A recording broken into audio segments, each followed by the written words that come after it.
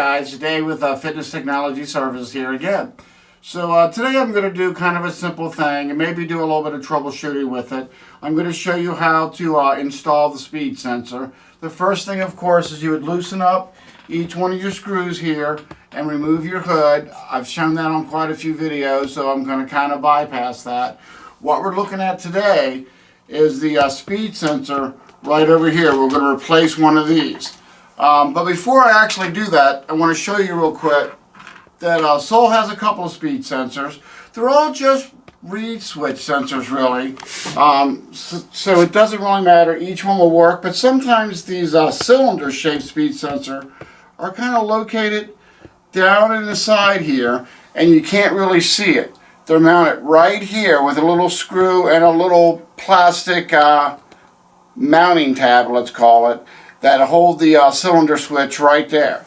So either one will work. I've even converted the cylinder type over to the square head type just because they're easier to get to, and once you have it converted over, then you're always going to want to have the H type or horseshoe type. So anyway, I'm going to put that away. I just wanted to kind of show that to you.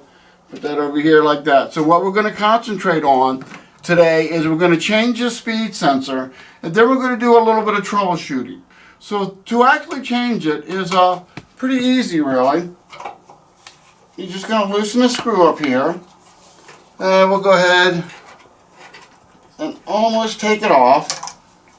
I'm going to leave it right there. Then you're going to need, so the only tools that you really need for this will be a Phillips and a pair of scissors, or cutters, really. If you have a pair of cutters, they'll work better than scissors. Alright? So after you get that off, you're just going to go through here and cut these little tie wraps. Now this part of it will be the same, whether it's a cylinder style or what I call the H style or a horseshoe style. Alright? So you're going to clip this. Then you're going to go through here and clip this one. I would say carefully, but I guess since you're changing the speed sensor, you don't care too much. And this one's a little awkward to get to, so there's one right down here.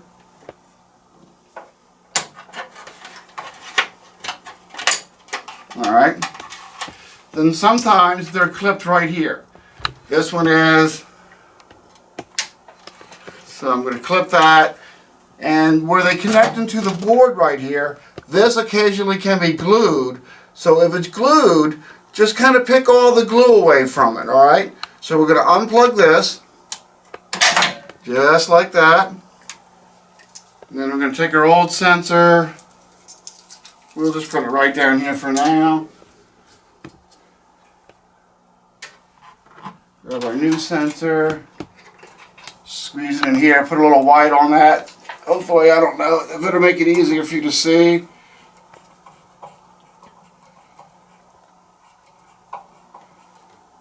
Probably doesn't make any difference. So you can either use bread ties and tie this down if you don't have any tie wraps. I have some tie wraps, so I'm just going to go back through. Tie wrap this bad boy. Right here.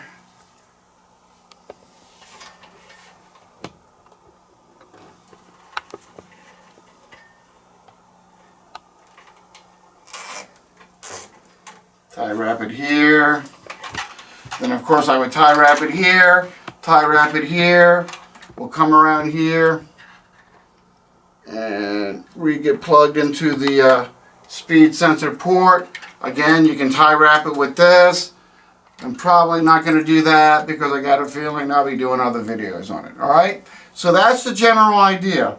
So if you want to see if your speed sensor is working, you would just manually turn your roller by.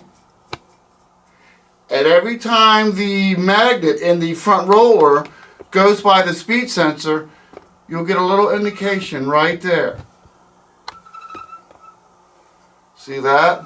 Yeah. Alright, so one last little thing. I want to go ahead and do a little bit of troubleshooting with you guys and show you what happens really if you have the gap too far. I get a lot of questions on what is the correct alignment on the gap. It's not a big a deal as you really think. You'll see we'll mess it up some and then fix it. But I'll be right back with you. I want to get on the other side over here and take this apart.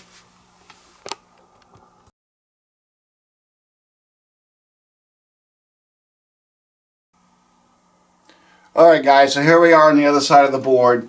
I'm going to show you the actual speed sensor, and I'm going to mess it up a little bit. First, I want to clip these off. I guess you're supposed to do that, really. I'm not sure what it hurts, but anyway, they're clipped off, alright? So, of course, this is our speed sensor here. I got some whiteout on it, so hopefully that can help it show up. So what I'm going to do now is, you know, a lot of times you're worried about what the distance is between the speed sensor and the magnet that's inside of the front roller. So it's really just a reed switch system. It's a simple system. It doesn't matter too much. It's better off, I guess, to find it out if you're correct or not without somebody on it. So I'm going to show you kind of the simple way to test that. So I'm going to hit start. I'm going to take my screwdriver so it doesn't take off.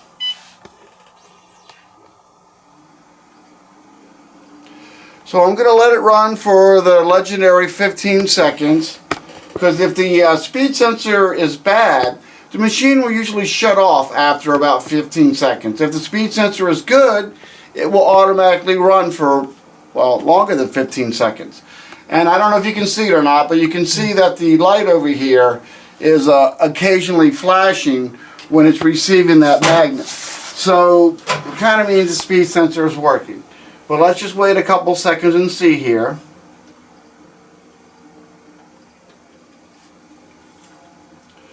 And I guess I got a 1/4 inch gap here, maybe less, I'm not really sure. Again, if it's working fine, sometimes I don't really mess with that. But I'm going to mess it up, and I just want you to see how the machine kind of reacts. So your speed sensor can really be at almost any different angle. See, now I'm getting too far off, listen. See, now we can't see it, I've adjusted it too far. So let's go back before we get the LS1 error. Okay.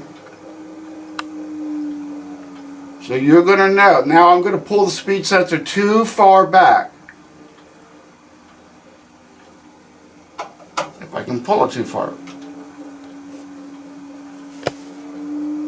Alright, so it's not reading that correctly. It's starting to speed up a little bit. Ah, I didn't catch it in time. So that's too far back. Extremely to the right is too far. But the exact distance is really, I guess it's important, but it's not vital. Alright, so you can have a little bit of play with that. So we're going to go back to what I think is a 1/4 inch. Tighten that back down.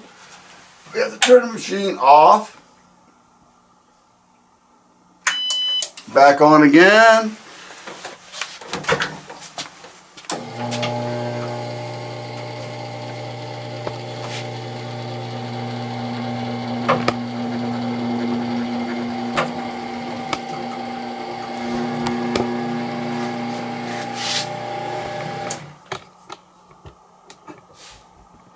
And we're going to hit start. It's going to go through its countdown. Now if you want, after you've installed the speed sensor, you can calibrate the treadmill if you want to. I have that on video also, how to calibrate a Soul F80. I have how to install the belt. I will add a couple of links on troubleshooting the actual motor controller on this one. But that's really about it. That's kind of how you install the speed sensor. Located right here. Fairly easy job to do. Thanks a lot for viewing my new tape. A video, I guess. I will get back to you guys shortly. Alright, thanks a lot.